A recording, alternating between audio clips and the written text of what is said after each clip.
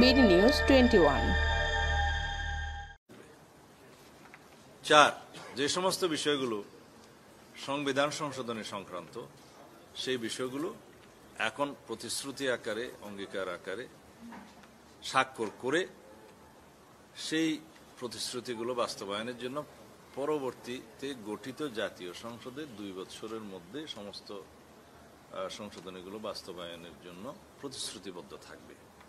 এইভাবে আমাদের বিষয়গুলো আমাদের পক্ষ থেকে বলা হয়েছে।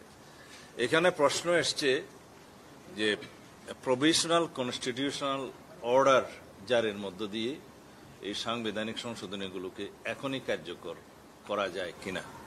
কোনো রাজনৈতিক দলের পক্ষ থেকে এই প্রস্তাব দেয়া হয়েছে এবং লিখিত সাজেশনও একটি রাজনৈতিক দল দিয়েছে। আমি সেই বিষয়ে আমার বক্তব্য দিতে চাই, আমাদের দলের পক্ষ থেকে দিতে চাই। এখানে কিছু রেফারেন্স এসছে শহীদ রাষ্ট্রপতি জিয়াউর রহমানের সময়ে প্রোক্লামেশন আকারে যে সমস্ত কনস্টিটিউশনাল আর্টিকেলের ক্ষেত্রে প্রোক্লামেশন জারি করা হয়েছে, রাষ্ট্র পরিচালনা করা হয়েছে, সেই একই প্রক্রিয়ায় যেন এটা করা হয়। আমরা তার প্রতি উত্তরে বলেছি, যখন কনস্টিটিউশনের আংশিক অথবা পূর্ণাঙ্গ স্থগিত থাকে তখন রাষ্ট্র পরিচালনার ক্ষেত্রে এইরকম প্রোক্লামেশন জারি করতে হয়, কিন্তু সেগুলোর লেজিটিমেসি দেয়া হয়েছে পরবর্তী জাতীয় সংসদে সাংবিধানিক সংশোধনী গ্রহণ করার মধ্য দিয়ে। যেমন তখন 4th সংশোধনের মাধ্যমে যে বাকশাল প্রতিষ্ঠা করা হয়েছিল একদলীয় শাসন ব্যবস্থা, সেটাকে বিলুপ্ত করে বহুদলীয় গণতন্ত্রের পতন মুক্ত করা হয় 5ম সংশোধনের মধ্য দিয়ে সেই 2য় জাতীয় সংসদে। আর অন্যান্য সংশোধনী যেগুলো এসেছিল সেটা গণতন্ত্রের জন্য, গণমাধ্যমের জন্য, বিচার বিভাগের জন্য একটা বৈপ্লবিক পরিবর্তন নিয়ে এসে সেই 5ম সংশোধনী গৃহীত হয়। কিন্তু সেটা সংবিধানের নির্দিষ্ট আর্টিকেল এবং সংবিধানের আংশিক অথবা পূর্ণাঙ্গ স্থগিত থাকাকালীন সময়ে করা যায়। আমরা এখন দ্বৈত সংবিধানের মধ্যে যেতে পারি না।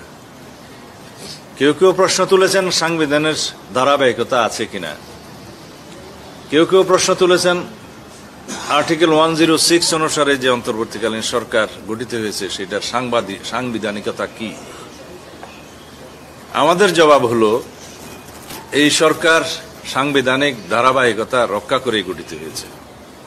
এই সরকার সাংবিধানিক ভাবেই গঠিত হয়েছে। আর্টিকেল 106 উল্লেখ আছে যে রাষ্ট্রে যদি এমন কোনো অবস্থার সৃষ্টি হয় যে কোনো বিষয়ে সংবিধানে উল্লেখ নাই, সেই বিষয়গুলোর ক্ষেত্রে কি পদক্ষেপ গ্রহণ করা যায়, অথবা সেই প্রশ্নটি কি রকম আইনানুগ এবং জাতীয় গুরুত্বপূর্ণ বিষয়, সেই বিষয়টা লক্ষ্য রেখে রাষ্ট্রপতি সেই ব্যাখ্যা চাইতে পারে, যেহেতু সংবিধানে নির্দিষ্টভাবে উল্লেখ থাকে না সেই বিষয়গুলো। সেটা 106 কনস্টিটিউশনের ফরমেশন থেকেই advisory role of the Supreme Court হিসেবে উল্লেখ করা আছে। সেই বিধান অনুসারে রাষ্ট্রপতি রেফারেন্স চেয়েছে যখন প্রধানমন্ত্রী পদত্যাগ করেছেন, যখন রাষ্ট্রের সংবিধান অনুসারে জাতীয় সংসদকে বিলুপ্ত করা হয়েছে, তখন রাষ্ট্র পরিচালনার ক্ষেত্রে নির্বাহী বিভাগ প্রতিষ্ঠার জন্য, সরকার প্রতিষ্ঠার জন্য কি ব্যবস্থা গ্রহণ করা যায়। সুপ্রিম কোর্টের প্রধান বিচারপতির নেতৃত্বে অ্যাপিলেট ডিভিশন সেই মতামত দিয়েছে। ওখানে বলা আছে উপযুক্ত শুনানির পর অ্যাটর্নি জেনারেলকে শুনেছেন। সেই আদেশের কপি নিশ্চয়ই আপনাদের কাছেও আছে। সেই আদেশ অনুসারে আর্টিকেল 106 অনুসারে সাংবিধানিক ধারাবাহিকতা রক্ষা করে এই সরকার গঠিত হয়েছে এবং এই সরকার সংস্কার কমিশনগুলো সংস্কারের পরামর্শ গ্রহণের জন্য গঠন করেছে গেজেটের মাধ্যমে। সেই সংস্কার কমিশনগুলো আলাপ আলোচনা সমাপ্ত হওয়ার পরে জাতীয় ঐক্যমত্য কমিশন গঠন করা হয়েছে গেজেটের মাধ্যমে। সেই এখতিয়ার প্রধান নির্বাহী হিসেবে চিফ অ্যাডভাইজারের আছে।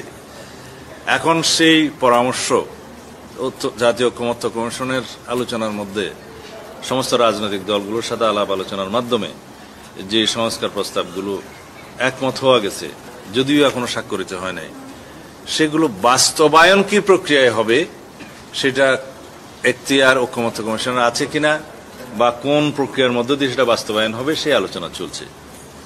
ঐকমত্য কমিশনের মতামত হলো সেটা বাস্তবায়নের জন্য তারা সুপারিশ আকারে সরকারের কাছে প্রদান করবেন। কিন্তু তার আগে সমস্ত রাজনৈতিক দলগুলো যারা আমরা অংশগ্রহণ করেছি তাদের পরামর্শ নিতে চায় যে কি প্রক্রিয়ায় সাংবিধানিক প্রভিশনগুলো বাস্তবায়ন করা যায়। কারণ সংবিধানের বাইরের বিষয়গুলো সম্পর্কে আগেই আলোচনা করেছি, এটা সরকার বাস্তবায়ন করতে পারে, দে আর অ্যাট লিবার্টি। এখন এই প্রশ্নটা অবশ্যই একটি গুরুত্বপূর্ণ প্রশ্ন। মাননীয় প্রধান উপদেষ্টা জাতির উদ্দেশ্যে জুনের 6 তারিখে যে ভাষণ দিয়েছেন সেখানে তিনি বলেছেন এই সনদ হবে, জুলাই সনদ হবে একটি জাতীয় প্রতিশ্রুতি এবং সেটা বাস্তবায়নের জন্য সকল রাজনৈতিক দল যারা অংশগ্রহণ করেছে তারা অঙ্গীকারাবদ্ধ হবে এবং এই প্রতিশ্রুতি বাস্তবায়ন হবে পরবর্তী সংসদে যারা নির্বাচিত হবেন তাদের মাধ্যমে। সেটাই হলো আসলে বৈধ প্রক্রিয়া, আমরা সেটাকে সমর্থন করেছি।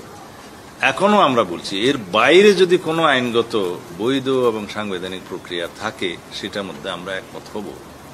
কিন্তু যেই প্রক্রিয়াগুলোর কথা এখানে বিভিন্ন পক্ষ থেকে আলোচনা এসছে সেটার প্রসিডিউরাল মিস্টেকের কারণে যদি উপযুক্ত আদালতে চ্যালেঞ্জড হয়, যে কোনো সিটিজেন নিয়ে যায়, যদি জিজ্ঞেস করে যে বাংলাদেশের সংবিধান এখন কয়টা, এই সংবিধান কে পরিবর্তন করলো, কার এখতিয়ার আছে, ফোরামটা কি, তখন আদালতের উত্তরটা কি হবে?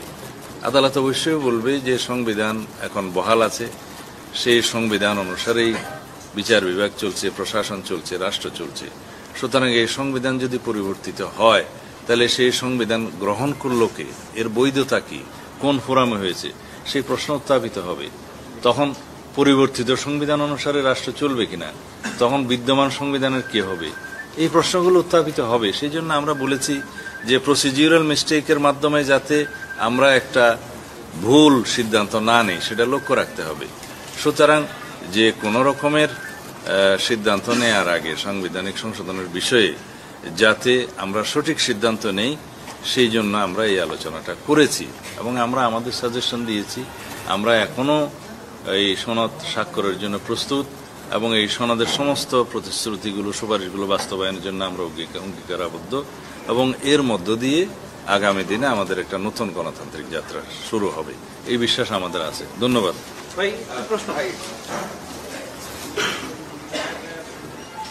একটা বিষয় যেটা শেষে যে বললেন যে সনদের যেই প্রতিশ্রুতিগুলো আছে সব আপনারা সই করার জন্য প্রস্তুত, যেগুলোতে বিএনপি নোট অফ ডিসেন্ট আছে, বিএনপি কি এগুলো বাস্তবায়ন করবে পরে সংসদে? একটা প্রশ্ন, এই প্রশ্নটা উত্তর দেওয়ার পরে বাকিটা করেন।